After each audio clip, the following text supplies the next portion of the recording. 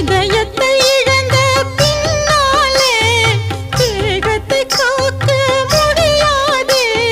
நீயே என் இதயம், இல்லையே இல்லை உதயம். எனது கானம் உன் காதில் விழவில்லையா? உன் நெஞ்சை தொடவில்லையா? பிள்ளைகள் வாழ்வே என் கண்ணில் இருக்க கலங்காது நீயும் ஆளாக்க வேணும்.